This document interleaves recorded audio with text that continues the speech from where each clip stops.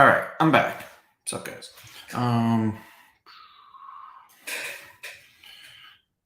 So unfortunately, me and Steve he's in Pacific time, so we had the times mixed up, fortunately. So we're just gonna do a Q&A thing. And I'm gonna go over that new research. So as you guys probably noticed,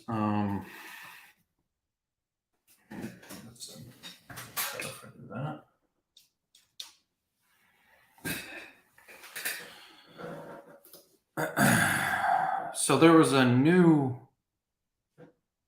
study that was published confirming basically everything I've been saying for the last few years. All right, I don't know why my webcam is not working. All right, we're going with this one. No, we're not doing the Steve Maxwell video today because we got the times mixed up.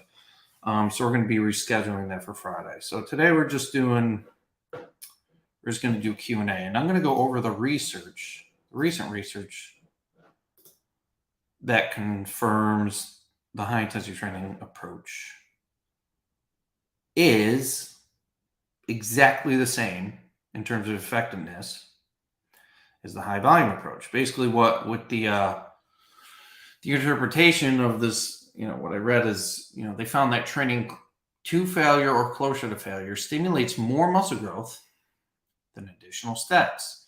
And it said new study finds. Unfortunately, this is not a new study. We've known this since probably 1993, probably earlier, since the 70s. But even newer research, I feel like there's a wave, there's a shift happening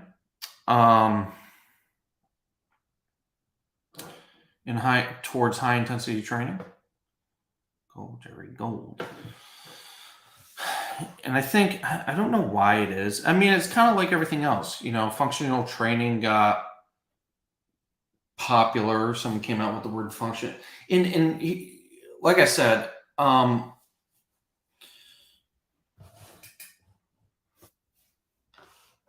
Mike Bradley explains well where.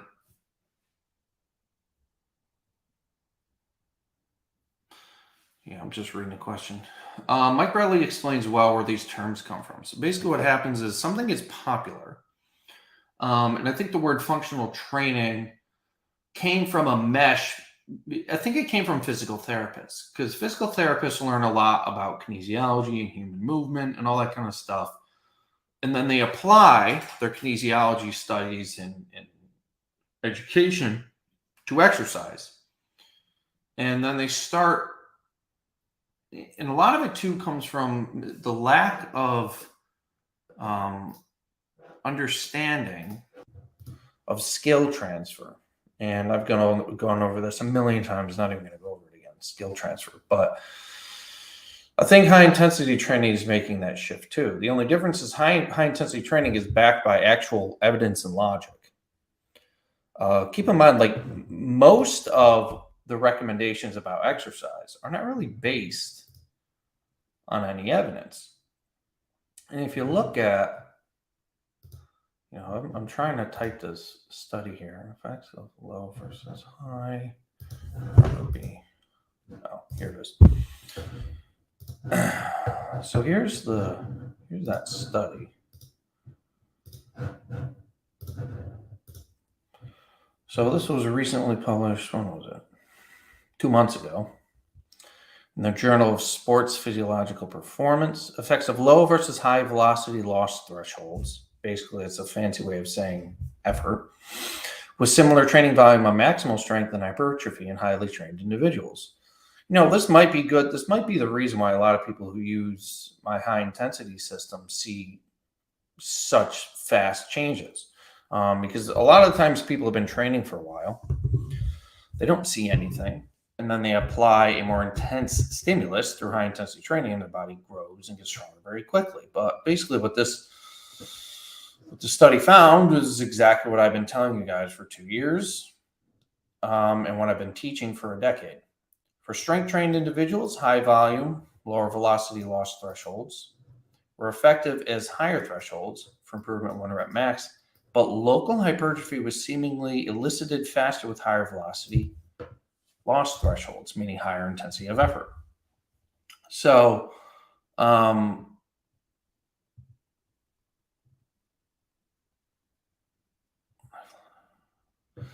it appeared based on that research, muscle growth was better in individuals with a higher intensity of effort. In trained individuals. And the reason is, this isn't like a theory. That's what I try to explain a lot. High intensity training is not a theory or a philosophy. It is based on the physiology and neurology of how motor units are recruited. Muscle fibers are recruited based on effort. The higher effort you put in, the more muscle is involved. Period. If you want to stimulate growth, if you want to stimulate the most amount of growth, you have to stimulate the most amount of muscle. So physiologically, the way you recruit the most amount of muscle is with higher effort, then you thereby are going to stimulate the most amount of growth with higher effort. I don't understand what is so confusing about this. It's extremely, extremely obvious. So, yeah, new study. I mean, I've got a study, I have, where's that one? I'll show my group. There are studies from 1996 and 97 showing this. 30 years ago almost. I mean, Jesus, this certainly isn't new by any stretch of the imagination. But here's the thing. I don't care what anybody says. Just because something has worked for somebody doesn't mean it's the most effective approach. Just because somebody became a multimillionaire opening restaurants doesn't mean opening a restaurant is the best way to get rich. It is actually the worst. I think it's like 95% of restaurants fail and close down within the first 3 years. If you look at the logic, if you look at the data, opening a restaurant is a very bad way to become wealthy. But some people do it. So if you look at some guy driving around a Bentley and he owns 3 restaurants, and you say, well, I'm going to open a restaurant because he got rich opening a restaurant, so that must be the best way to get rich. But then you look at the data, and the data shows 95% of restaurants close within 3 years of opening. The data shows something different. The same thing applies to exercise. Whatever bodybuilder trains 6 days a week for 3 hours a day, does all these exercises, and he's 250 pounds of muscle. Then you assume that that's the best way to grow muscle because he's big and that's what he does. That's no different than seeing the guy in the Bentley owning a bunch of restaurants. What you don't see is all the people who open restaurants and fail. What you don't see is all the people who try that bodybuilder's workout and fail. Okay, it's called the invisible graveyard. So the problem a lot of people have with choosing exercise is they look at somebody who appears to have been successful in exercise or a good physique, and they try to emulate what they did, assuming that if you emulate what they did, you would see similar results. But we know that's not true. That's absolutely not true. So the facts are very clear. A high-intensity training protocol is the most effective way to stimulate muscle growth and strength. And when we're talking about strength, we're talking about the muscle's ability to produce force. We're not talking about how much you can bench press. We're not talking about how much you can squat, because there is a skill component to that which must be practiced. Okay.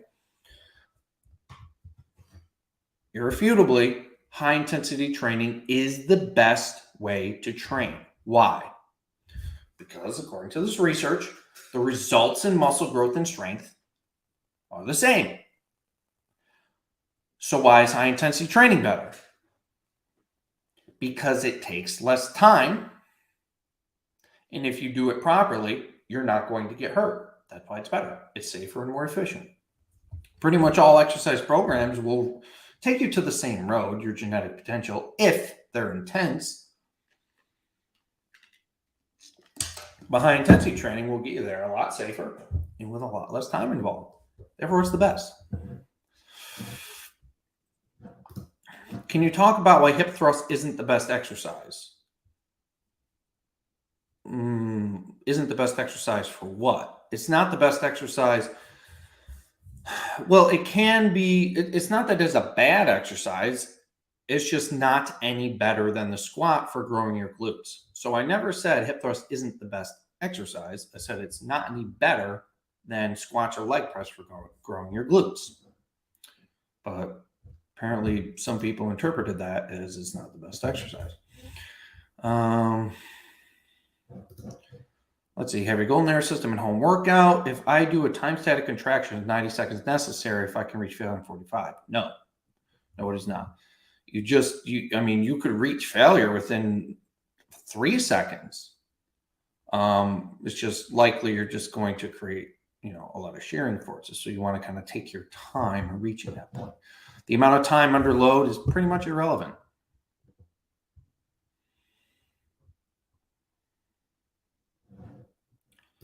What are some alternative leg exercises? My gym only has 45-degree leg press.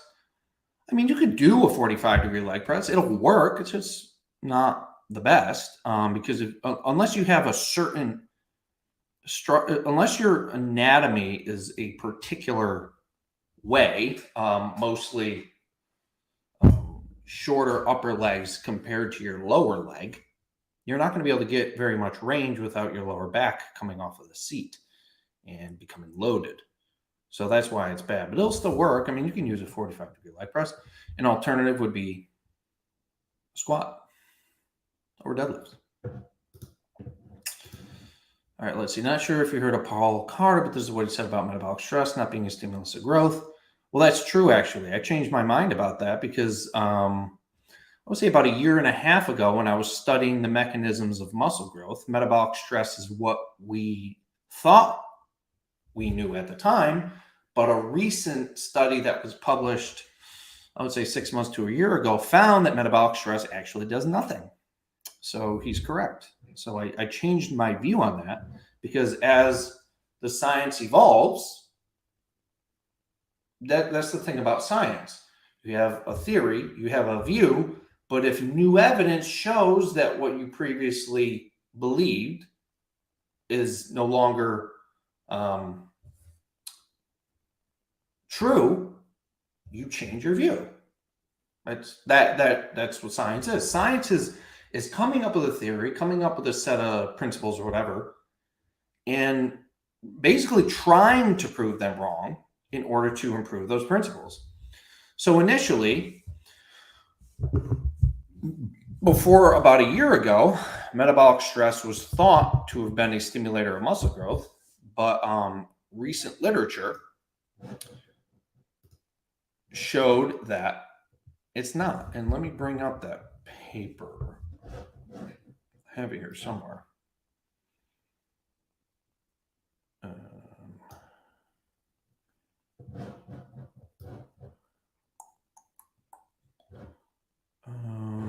Just give me a second. I know it's here somewhere. Yeah, so no, metabolic stress is not a good stimulator of muscle growth. It's basically mechanical tension. Let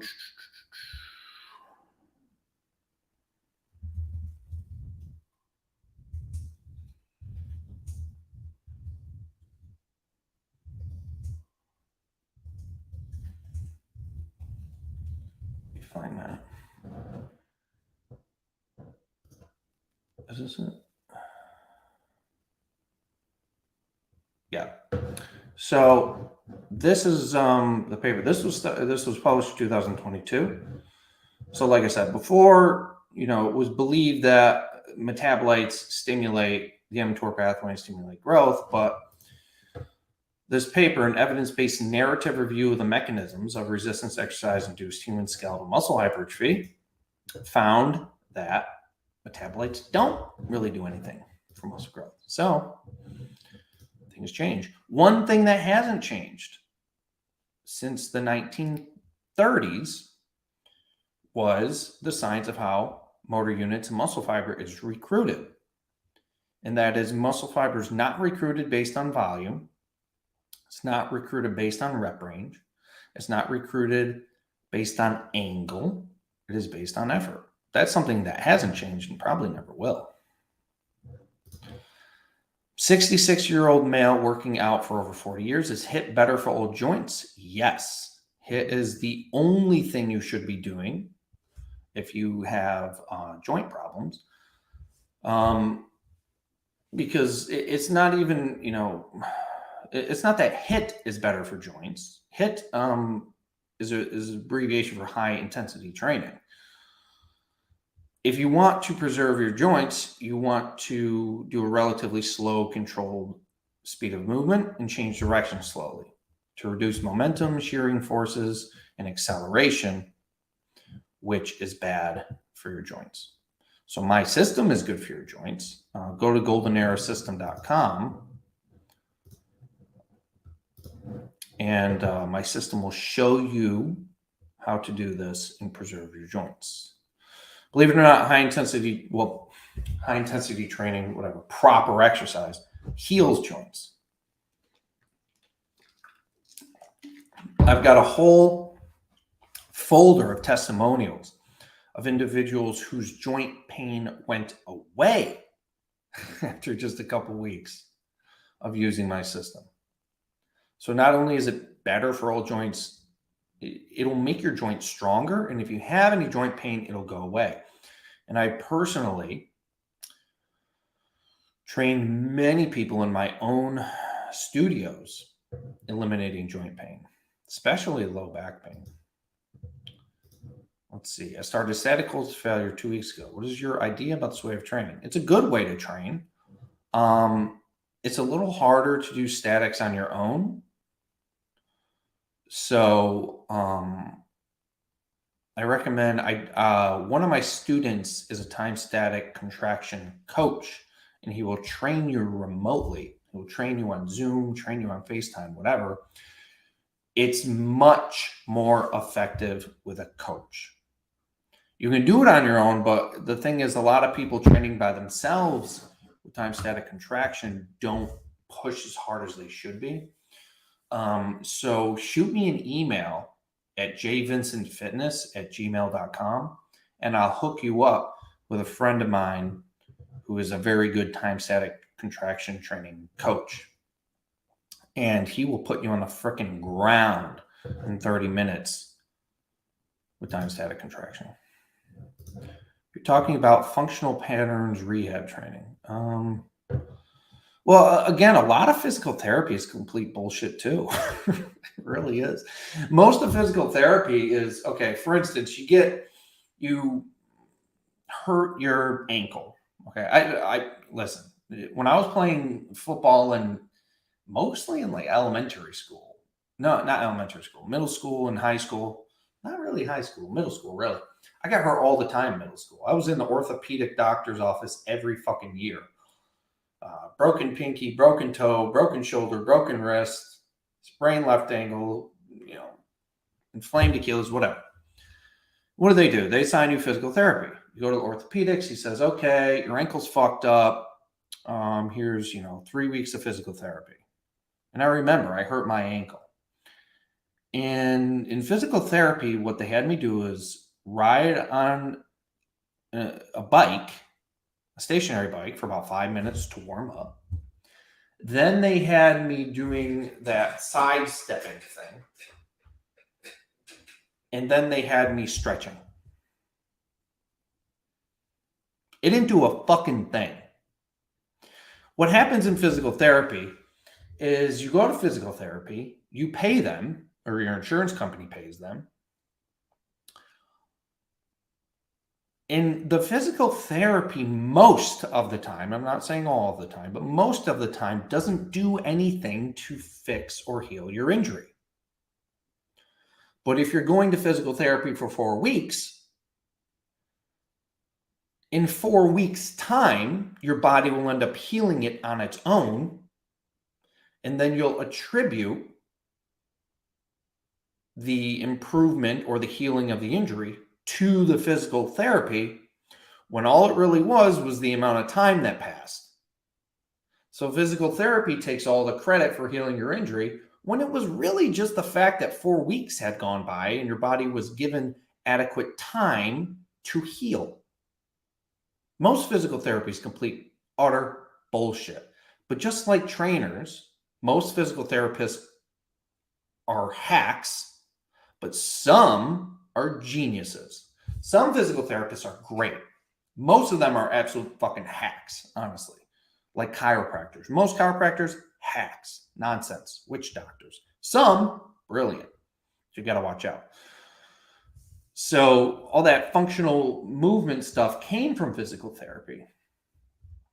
So the physical therapists, they learn all their kinesiology, movement patterns, biomechanics, whatever, and then they start applying it to exercise, and then they fuck everything up.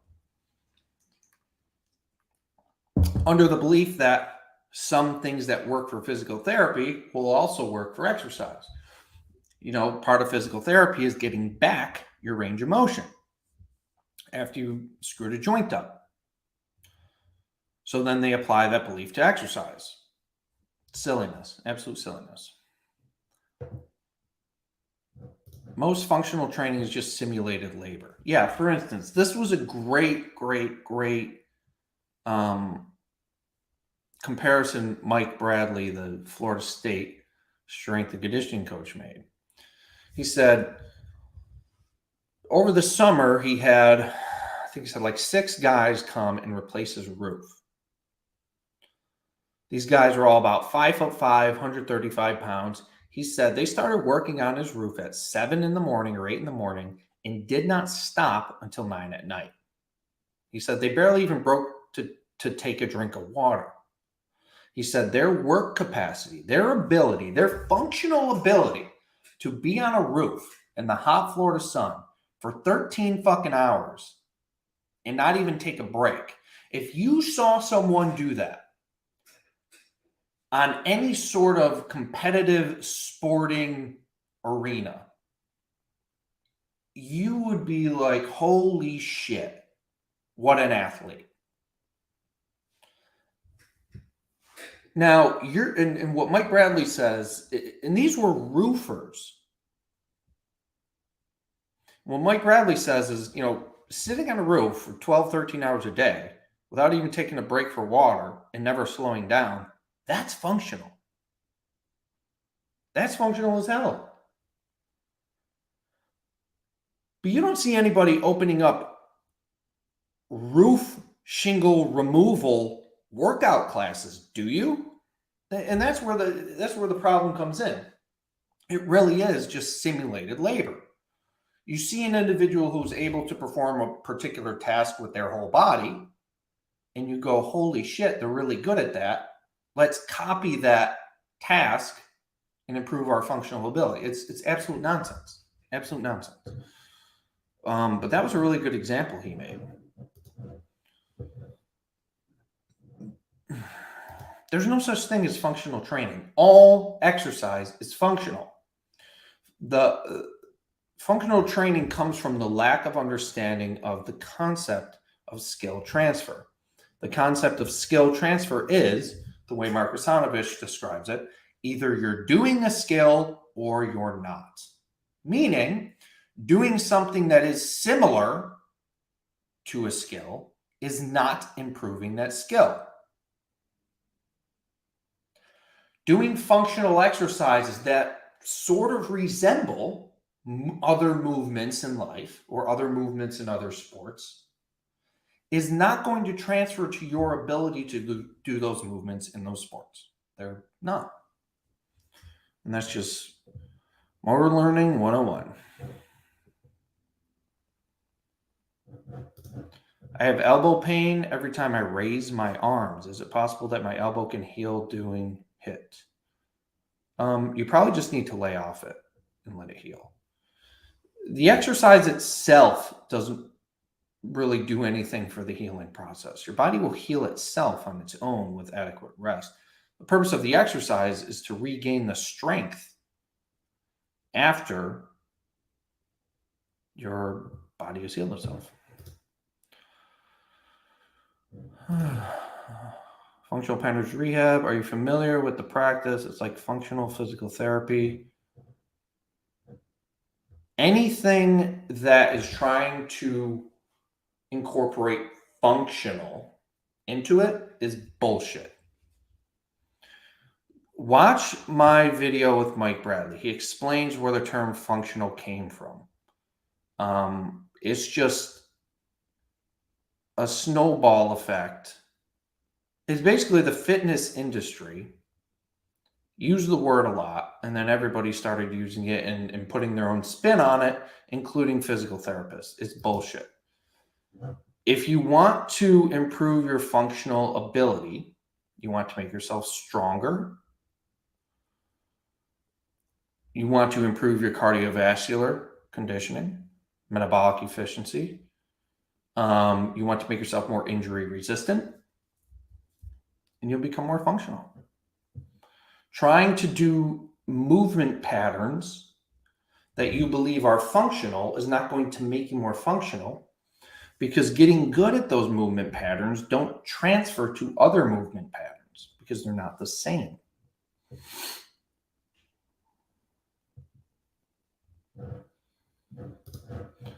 Talking about body weight exercises. What exercises would you add to push-ups, chin-ups, and squats in order to reach your 100% genetic potential? I don't think most people training on their own would reach their 100% genetic potential with body weight exercises. With a good coach, you might. You won't do it on your own. I wouldn't even consider it. You'd want to add a lot of exercises. You'd want to add something for the lower back, the abdominals, the calves, the forearms, deltoids. You're not going to reach 100% genetic potential. Most of you training with body weight at home by yourself, you won't. If you train with body weight at home with a good coach, or you train with body weight with a good coach, possibly. Not on your own. I don't think so. Why? And the reason is the intensity factor. Most people think they're training intensely, but they're not. People who join my coaching, by the way, if you want to join my coaching and add muscle very quickly, there's a link in the description. The reason my coaching works so good is because I show my students how to train intensely and how to reach failure. When you see the term failure, everybody's going to kind of view that differently. When somebody goes and trains to failure, there are many different perceptions of what failure means, but there's only one reality of what failure is. Most people's perception of failure is very far from actual failure. Most people's perception of intensity when it comes to training is way off, not even close to the intensity required to stimulate optimal muscle growth. So what do I teach in my coaching? I teach you in a lot of detail and demonstrations and talking you through it, how to really get to failure. And then once you learn this, your body responds very quickly. So if any of you guys are hard gainers, or you're not seeing, your results should be pretty drastic. Like I said, I had a guy who, I think it was 8 weeks, gained 15 pounds. I've had a guy gain 10 pounds in 3 weeks in my coaching. If you're not seeing pretty rapid gains in the beginning, you really should join my coaching and let me teach you how to do it. But the one thing missing from everybody is the intensity of effort, not really understanding how to do it. It's not something you're going to read in a book. You read Body by Science, it says 1 set to failure. If I took 100 people and I told them all to do 1 set to failure, it's not going to look the same. Most people aren't even going to get close.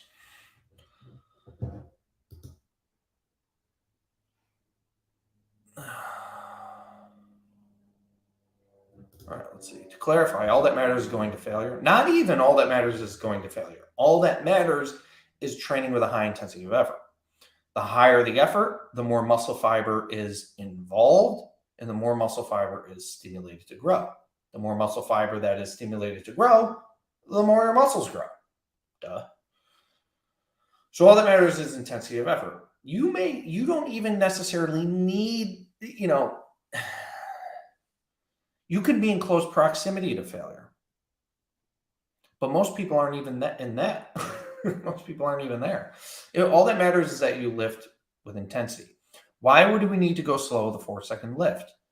You want to go slow to reduce acceleration, to make your changes in direction slowly, to reduce shearing forces and reduce injury. The reason you go slower is to reduce injury. Most of the time when people slow the movement down, they end up creating more tension and more effort on that muscle group and end up getting better results. But is it necessary to go slow for optimal results? No. Is it necessary to go slow to prevent or reduce the chance of injury? Yes, it is. Can you get the same results going to failure and it doesn't matter how you get there? Yes, of course you can. But if you're moving quickly, your chance of injuring a joint along the way goes way up, to the point where it's almost inevitable. So if you had one approach, which was move slowly and never get hurt, or another approach, which is move quickly and almost certainly get hurt, but both approaches get you to the same muscle growth, which one are you going to take? Exactly. You can get results with 0 reps through statics. I have a guy in my coaching who gained 10 fucking pounds of muscle. He was skinny. He was 130. Got up to over 140 in 3 months doing only statics. He didn't lift a single weight. Rep cadence is irrelevant. It obviously goes slower. I like about 4 to 6 each direction. I think 10 seconds each direction is extremely boring, but it's certainly good, certainly safe. But you don't need to lift weights to create tension in your muscle. You don't need to lift weights to recruit motor units. You don't need to lift weights to stimulate motor units. Just think about it this way. I did a TikTok on this. What does a muscle do? A muscle does not produce movement. A muscle produces force. I'm sitting here right now. Are some of my muscles working? Yes. Am I moving? No. So yeah, muscles can permit movement, but guess what? Muscles also work at preventing movement. I'm holding my arm out. My deltoid. Is my deltoid working right now? Yes. Am I moving? No. So believe it or not, you can build plenty of strength and muscle with no movement at all. It's called time static contraction. That's in my home workout. So if you haven't gotten my Golden Era system, I'll give you my home workout and arm program free today if you get it. Started 2 weeks ago with static, holds the failure around 90 to 100 seconds. What is your idea about this way of training? It's good. It's good. Very likely you'll want to coach, at least for the first several workouts, to teach you how to do it properly. My home workout program gives you an instruction of how to do it, but having someone walk you through it and push you to the edge, it's a different story. Obviously, my Golden Era system doesn't do that because I'm not standing there talking to you. But I do email me at jvincentfitness@gmail.com. And I can hook you up with an instructor to take you through time static contraction workouts to make them more effective.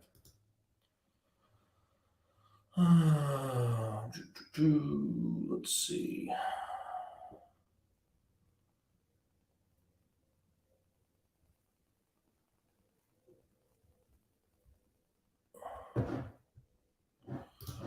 All right, where can you direct me to find Mike? Where can you direct me to find static hold hypertrophy? There are no studies that I'm aware of that compare muscle growth with static contractions versus movement. But there are plenty of studies that have compared different ranges of motion and muscle growth and found that pretty much all ranges of motion result in the same muscle growth. Therefore, it's pretty obvious that static holds cause muscle growth because range of motion doesn't matter either. It's so funny because nothing matters. All that matters is that you train hard. That's all that matters.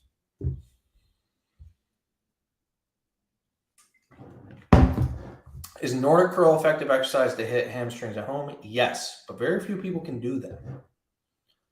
I would almost bet you can't do a Nordic curl. They're very hard. If you have, me at 216 pounds, I don't think I can do a Nordic curl. If I was 160, yes. But yeah, Nordic curls are effective. But it's very difficult for somebody with, average strength, even a strong individual, to do a Nordic curl. What you could do is negative Nordic curls, which you just lower yourself and then kind of push yourself up. That'd be a good way to do it. Is a hip extension like a deadlift necessary if doing a leg press? No. This is missing from the BBS Big Five. No, because it's not necessary if you're doing a leg press. A deadlift is a lower body hip and thigh movement. A leg press is also a lower body hip and thigh movement. The only reason people think the deadlift is a back movement is because you're holding the weight.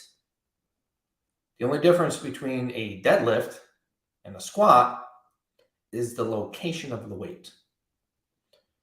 In a deadlift, you're holding the weight with your hands. With a squat, it's on your back.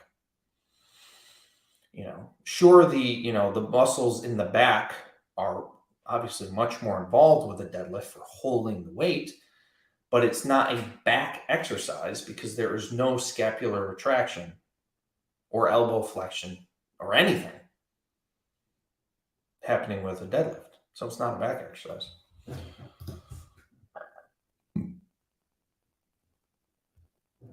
What are your thoughts on free weight pullovers? They're dumb. They're stupid because with a free weight pullover, you're getting most of the resistance back here where your lats are in passive insufficiency and your shoulders are in a vulnerable position.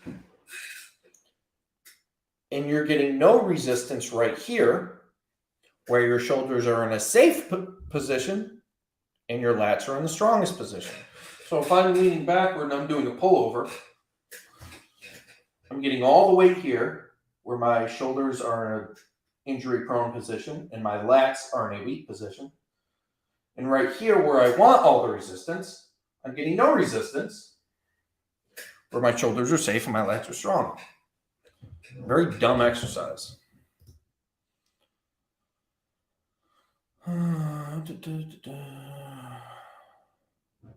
Shoulder press or lateral raise, doesn't matter. Let me say this again because I've been saying this more lately.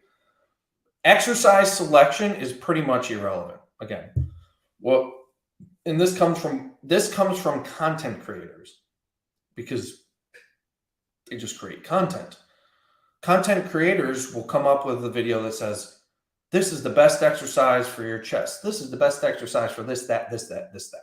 The thing is, exercise selection doesn't matter. What matters? Intensity of effort.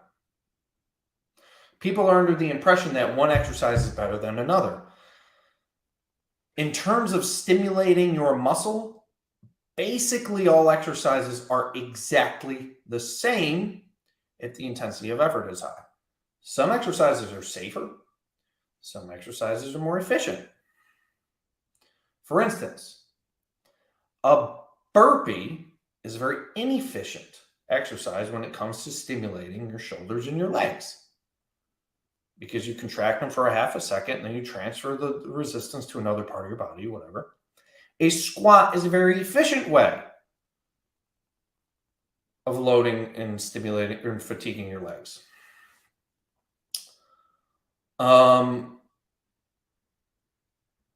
A one-leg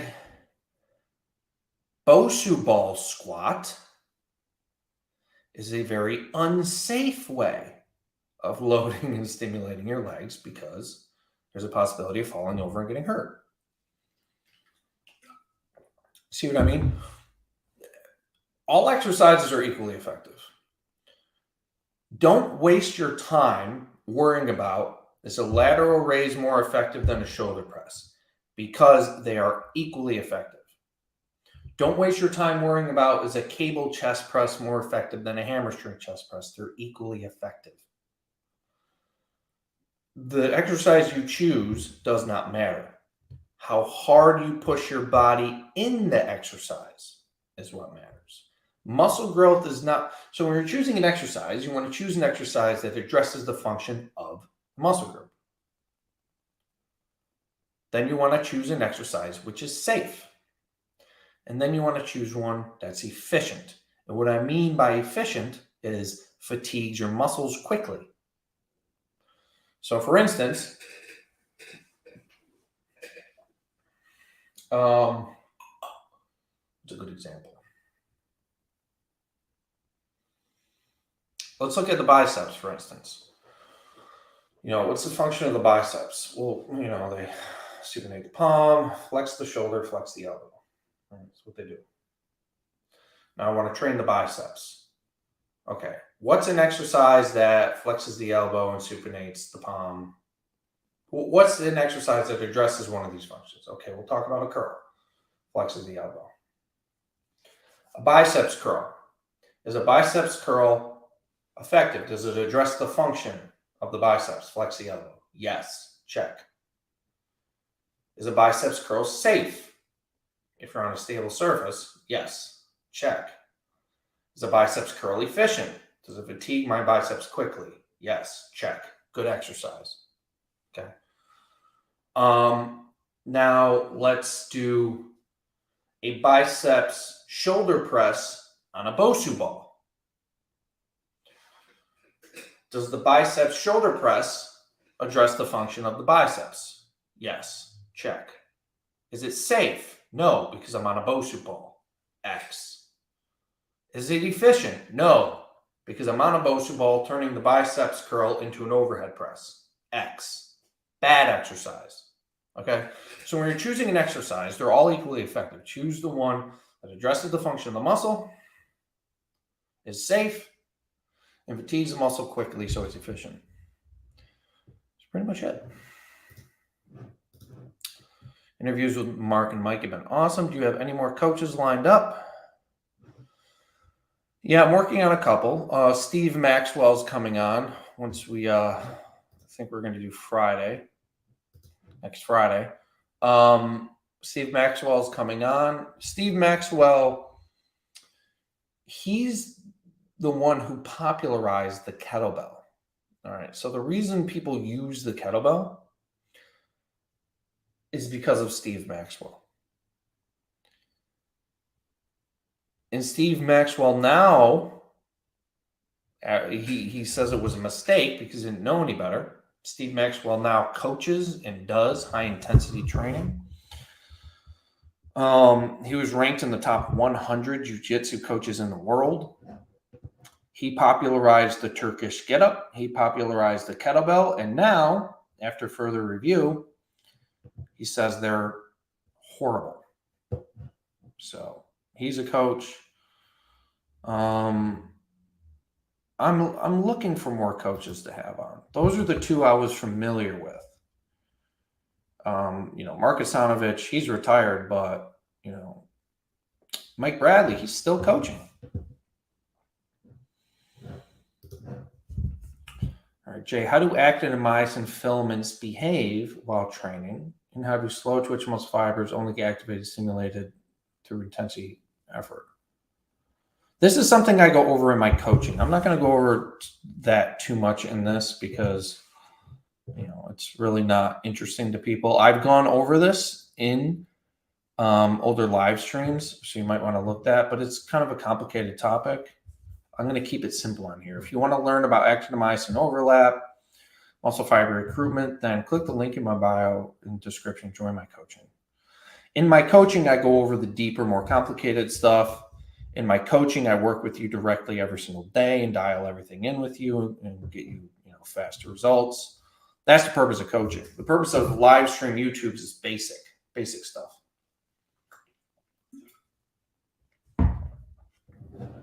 Here we go. 59-year-old here, and HIIT has made a world of difference on my joints. So for the guy earlier, is HIIT good for your old joints? Yes, it is.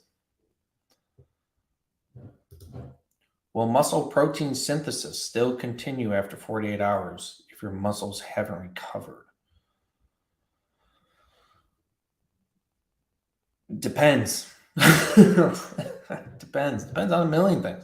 Some people's muscle protein synthesis might continue longer than others. Your diet, your sleep. Are you eating a lot of protein? If you're eating a lot of protein, you're going to have higher muscle protein synthesis over a longer period of time. What is muscle recovery? Muscle recovery is the reduction of the inflammation in the muscle fiber, the repair of the microtrauma. So muscle protein synthesis is probably still elevated when that repair and recovery process has not completed yet. So yeah. Tony Robbins trained HIIT. He knew mentor. Did he? Oh, yeah. I've seen Tony Robbins do. Yeah, Tony Robbins actually, he had a machine, high intensity training machine at some point. While attempting a supinated pull down, my elbow joints are getting blocked, not able to flex them freely. Thoughts? Yes, you have a wide carrying angle, and you should not be doing a supinated pull down. You should be doing a neutral grip pull down in that case. Most people won't be able to do a fully supinated pull down comfortably. They just won't because of carrying angle. All right. So when it comes to carrying angle, put your hands by your side, flex your elbow. If you can flex your elbow perfectly in front of you comfortably, you have a narrow carrying angle. If you put your hands by your side, you flex your elbow and then come out here, you have a wide carrying angle, in which case supinated pull down, supinated straight bar curls are not going to be comfortable for you.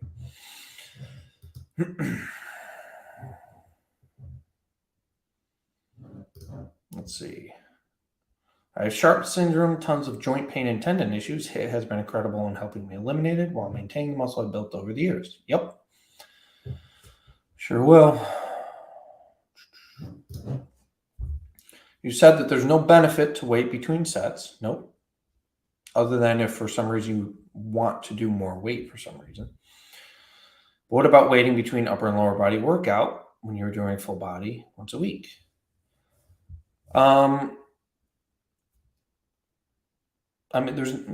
Here's the thing. So let's talk about benefit. Is there a physiological benefit to waiting in between the upper and the lower body parts of your workout? No. Is there a psychological benefit? Maybe. If you need a few minutes before doing the lower body exercises, take them. These are things that you don't really need to worry about. Your results are not going to be determined by how long you wait in between exercises. Your results, again, are going to be determined by how hard you push yourself in those exercises. So if you want to wait a little bit between exercises, go for it. It's fine. I do sometimes. Sometimes in between sets, I go take a shit. Whatever. I'm not like, I better go, get this done. You got to shit. You got to shit. I'm giving a silly example. I don't actually have to take a shit between sets or exercises. But if I had to, I wouldn't be like, oh my God, I'm going to lose all my gains if I don't get over the overhead press. No, I'm going to go take a shit. All right. So You can wait. What I do is I don't rush through my workouts, but I also do not take my time by any stretch of the imagination. I get done with the set, strip the weight off, go to the next machine, set it up, go. Normally takes a couple minutes. So all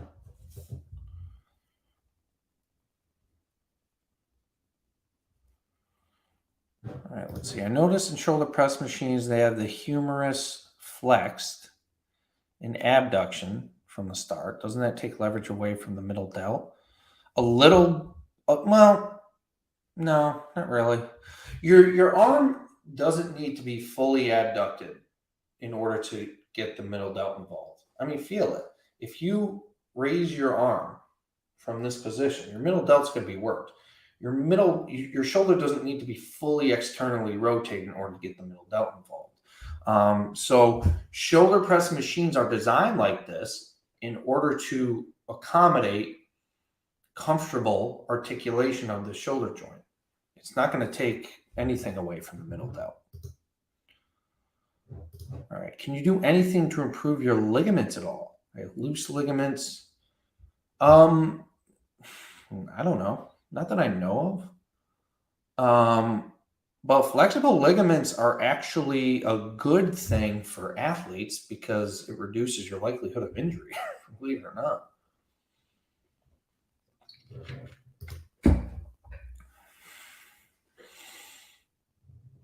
Let's see. I wish it worked on my ankle. My shoulder, yes, but not my ankle pain. Well, you got to give us a little more info. What happened to your ankle? What hurts on your ankle? What movements hurt your ankle? You could probably find a way to fix it. You might want to do some dorsiflexion exercises or tibialis exercises. That might help.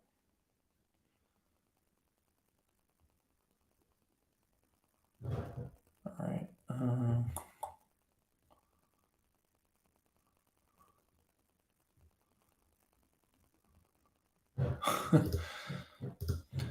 The HIT critics seem not to understand how rare pro bodybuilders' genetics are. Well, HIT critics don't use logic to make their decisions, and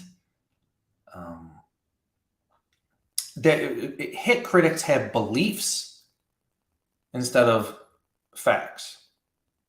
And a lot of the times you're never going to get somebody who's trained with volume training for 20 years and saw good results to change what they're doing. They would never do that. Some people just don't have the critical thinking ability or the IQ really to understand this stuff. If you took, we all have a friend who's just stupid, right? Everybody's got a dumb friend. Think of your dumb friend and trying to teach him calculus. It'd be a waste of your time. He's never going to get it. Just like some people will never be able to understand calculus. They just don't have the IQ. They just don't have the intelligence. Some people are never going to understand the high intensity training approach because it's based on logic. And you have to be kind of relatively smart to piece these concepts together and have it make sense to you. It's very complicated to take in for the average person. Yeah. Because here's the thing. When it comes to most people have very average intelligence. That what they do, what their brains do is recognize patterns and emulate patterns. Okay. You guys in this chat aren't like that. You want to know the why. You see something and you go, why? Most people see something and go, okay, I'll do that, and just follow it. They don't want to know the why. It might be an intelligence thing. I don't know. So for the people who are watching this and the people who follow high intensity training and are interested in it, you're smarter than most people. And then when you try to explain something that takes a fair amount of intelligence to understand to somebody with average intelligence, it's not going to work. And what's going to happen is going to make you really frustrated. I have some coaches and trainers, and a lot of the times they send me, arguments that they have with some trainer at the gym. Remember, guys, most trainers at the gym, you know what it takes to become a trainer? The same it takes to become a car salesman or furniture salesman. You basically just got to have a face and be able to speak English in English-speaking countries. If you can speak the native language, you can become a trainer. So if you guys are a trainer and you're teaching high-intensive training stuff and you're arguing with another trainer, you have to realize that trainer you're arguing with is probably of average genetic or average intelligence, and he's never going to understand what you're talking about. So it's going to be like wasting your time. It'd be like trying to teach a 4-year-old calculus. They're just not going to get it. Is anyone here in the chat able to recommend a company that sells good quality protein in Europe? It's pretty much all the same, dude. When it comes to supplements, most of these supplements come from a handful of manufacturers, okay? So you have your protein or your supplement manufacturer. They make all this protein. And then a company hires this manufacturer to make the protein and bottle and label it for them. These protein companies, most of them aren't making their own protein. They're outsourcing the manufacturing. So the reason I'm telling you this is because most of your protein is coming from the same manufacturers. It's mostly the same.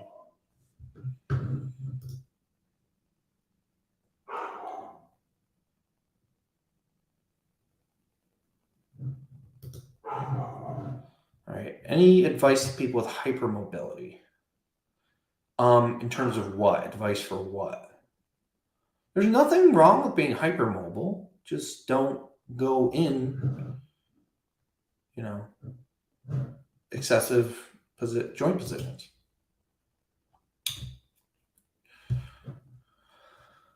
All right. I eat lots of chicken breast, but like to have some protein powder for sweet meals. Well, yeah, just when it comes to buying protein, don't buy the cheap stuff and don't overpay for the expensive stuff. Just get something in the middle of the road because it's all the same. It's all the same. It's all going to be the same. It's, again, most of it comes from the same handful of manufacturers. This is intelligent. For anything to be truly functional, it has to be 1, useful, 2, practical. Most functional training does not meet those requirements. True. Very true.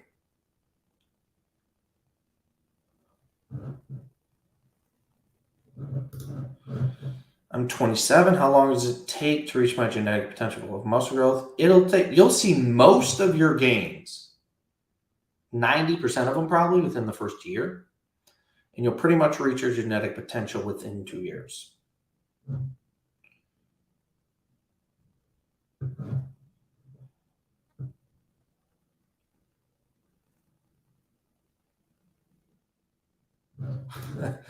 It's been fun when people in my life see how strong I've gotten. I've been extremely weak most of my life. Yeah, being strong is great. Everything's easier. You're less likely to get hurt. You can move furniture by yourself. That's one of the things I do. Whenever I move all my furniture by myself. I carry my fucking couch over my head. Can I mix in some bodyweight exercises throughout the week? You can do whatever you want. Will adding in bodyweight exercises provide any additional benefit? The answer is no. It will not. How good are Mike Mentor's old programs in your opinion? How do I want to answer this? The thing is, Mike Mentor's old programs are irrelevant because exercise does not come packaged in one program that fits everybody. Exercise should be taught as a set of principles and how to use those principles. And then you program the exercises, volume, and frequency based on what you can recover from and respond to. So what do I think about Mike's old programs? I think they're better than anything that was out at that time, but they're still not great because there's no programs. You can't just follow a program and expect results because everybody's different.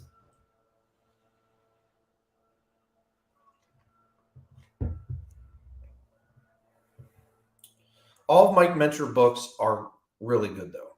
Not only are they're to the layman, Mike Mentor's books are super informative, but they're also really entertaining. I love them. I have all of them, I think.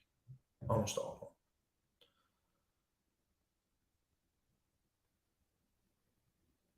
them. Let's see. When doing any upper lower split, everything is hit once a week, but would it be better to do consolidated full bodied workouts? No, it wouldn't be better. It would just be different. If you're training hard, it's all the same.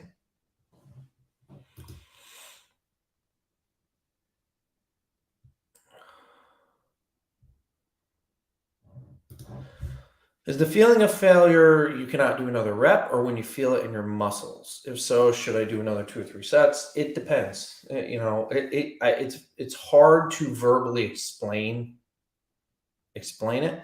So in my coaching, I teach it like personally. I teach it through walking my students through an exercise.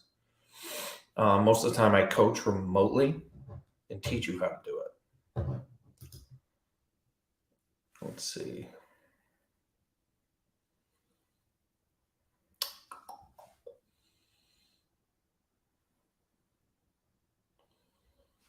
It's good. Here's a good question. What do you think makes an athlete better than others? Here's the thing. I'm going to answer this immediately. There isn't one thing that makes an athlete better than others. What difference would you do if you would want to be a pro athlete today? If I wanted to be a pro athlete today, I would focus a lot more on the specific skills involved in that sport and less on the strength and conditioning. So if I wanted to be a pro athlete today, say I wanted to be a professional cornerback, what I would do is I would spend 90% of the time practicing covering receivers, different receivers, highly skilled receivers, and practice tackling. That's all. And less time on all that other shit. What makes an athlete better than another? In the lower levels, it can be one thing. At the higher levels, it's a combination of many things. When I played middle school football, there was one thing that made me way better than everybody, and that was speed. I was 100 steps faster than everybody. So when I was 13, there was one thing that made me better than everybody. It was speed. But then when you get up to the higher levels, college professionals, everybody's fast, everybody's strong, everybody's skilled. So what makes some athletes better than others at the highest level? I think it's intelligence. I think athletes that,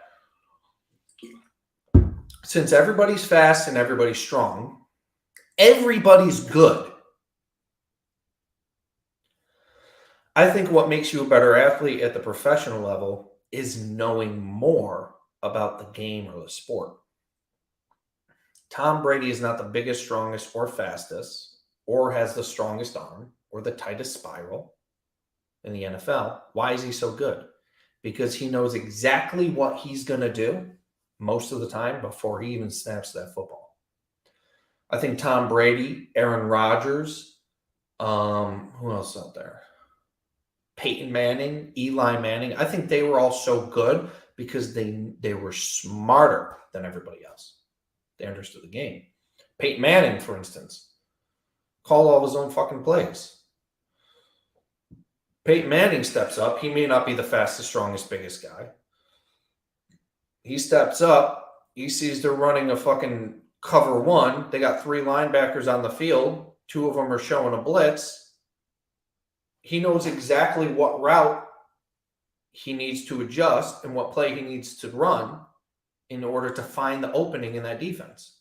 Does that have anything to do with his 40-yard dash or his bench press? No. You know, he sees fucking the cornerback. He knows this cornerback is just coming off an injury. He's playing close. They're running a cover one. The safety is cheating up. He's got 3 linebackers out there. He sees all this shit going on. He's like, okay, well, I'm going to run a corner route because it's going to be wide the fuck open.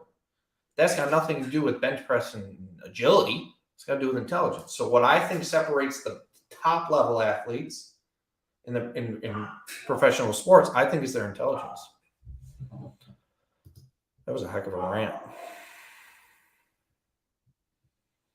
All right, I'm going to do one more. Strength makes you explosive. Yes. Are there any other specific exercises that boost explosiveness, or is it BS? Explosiveness is B-fucking-S. Please watch my interviews of Mark Asanovich, the NFL strength coach, and Mike Bradley, Florida State's current strength coach, and they'll explain where the explosiveness bullshit comes from. It's complete nonsense. Remember, guys, I'm giving away home workout arm program free today with Golden Era System. Also, I'm holding a couple of private webinars for the people who have purchased Golden Era over this weekend and today. So if you want a private, we're going to do a long webinar like this sometime next week on Zoom, to where it's not typing questions. You're actually going to have your microphone on, and you can, we're going to have like a class webinar for everybody who gets Golden Era today and for everybody who got Golden Era Saturday and Sunday. I'm doing a private webinar for you guys, which is going to be like this, except instead of typing your questions, we're going to sit probably 2-3 hours and talk, and it's going to be like my coaching class. And help you dial in your diet. We'll go into more details. So, you get the private webinar if you get Golden Era System today, and I'll coach you. I know pro bodybuilders who have zero explosiveness or endurance. That's true. Explosiveness is a combination of strength and skill. Wow, you guys are learning a lot. You guys are just saying the shit I say. And this is what's good, because, so many people are learning this stuff that it's, these proper techniques are going to spread quickly. That's great. This is the truth, though. All that matters is the 9 ancestral tenets.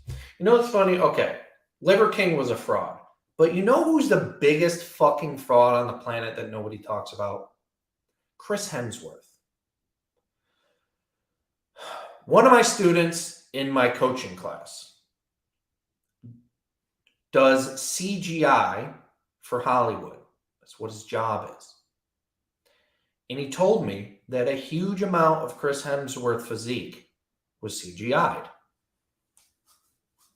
But you know what Chris Hemsworth did? He created an app, a fitness app, to work out to look like Thor. That app sold for $200 million. The body that promoted that app, that sold for $200 million, Chris Hemsworth body, was made with CGI. That is 1,000,000 times more fucked up than what Liver King did. Why is nobody talking about that? Did Chris Hemsworth take steroids? Of course he fucking did. And then he had his body computer generated. And then he sold poor sons of bitches a fitness app. Oh my God. Why aren't you guys mad at him? I mean, Liver King's a fucking retard, all right? Obviously. He just needed to learn when to shut the fuck up. That's what his problem was. But Chris Hemsworth, he sold a fitness app for $200 million, teaching you how to look like Thor when his body in Thor was CGI'd. If that's not the biggest fitness fraud of all time, and More Plates, More Dates talks about this, that's beyond fucked up. Beyond. All right, I'm going to do like one more question. Any way to know how much someone should bulk and then cut to? Never bulk and then cut unless you're very skinny. If you're very skinny, seafood diet. You see it, you eat it. But if you have body fat, if you're 20% body fat, even if you're not muscular, do not bulk. Do not bulk.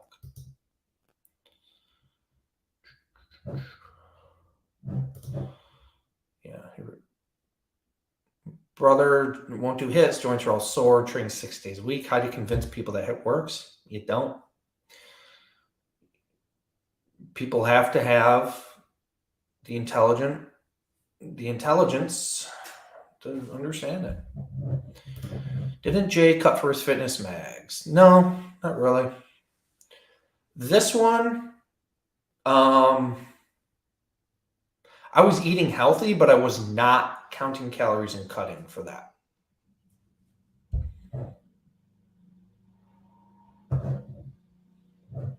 I've never cut for anything.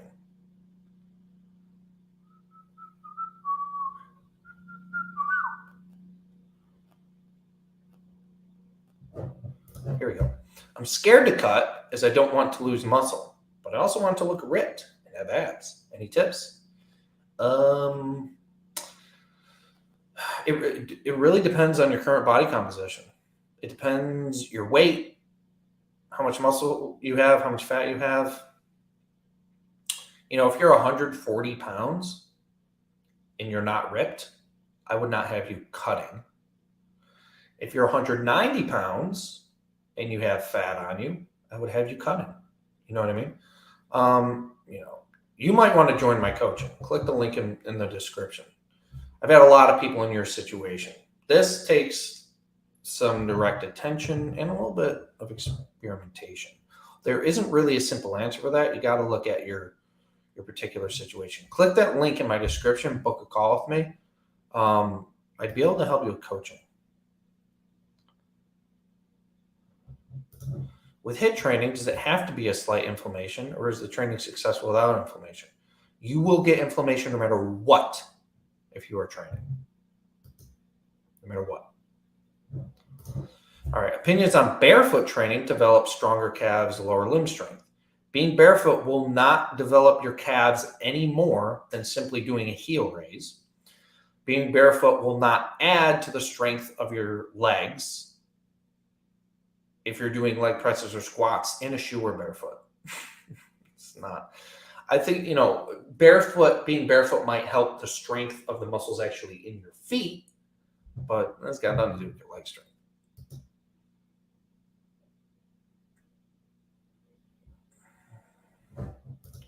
How can someone know when to stop cutting? The mirror, correct.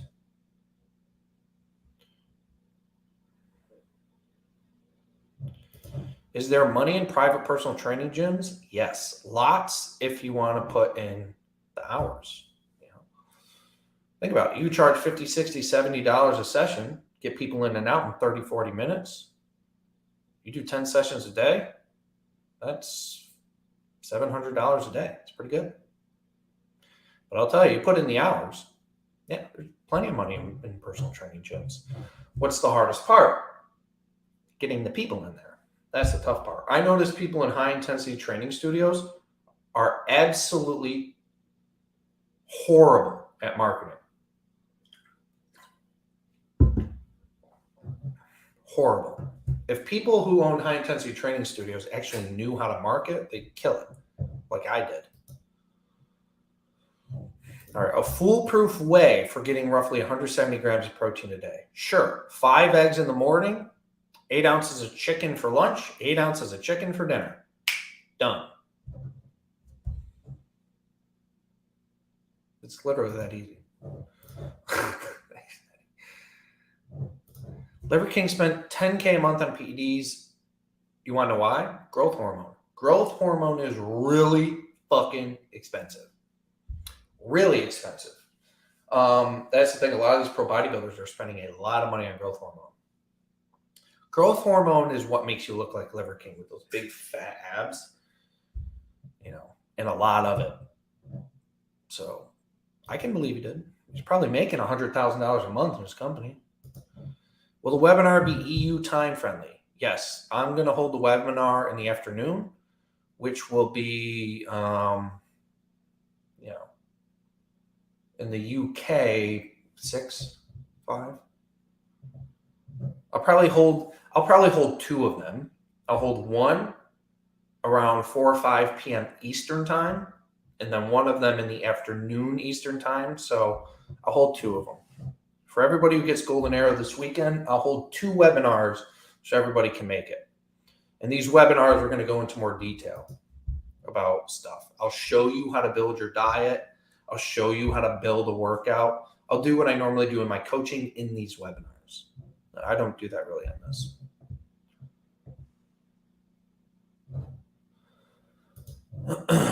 I was more mad at Derek than Liver King. Well, Derek's kind of a bitch for doing that. I don't understand why he did that. He should just mind his own fucking business, honestly.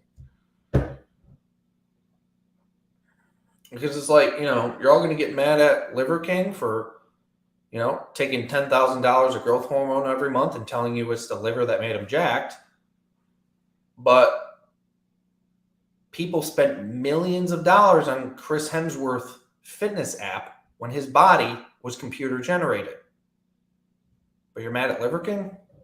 I'd be more mad at Chris Hemsworth, honestly.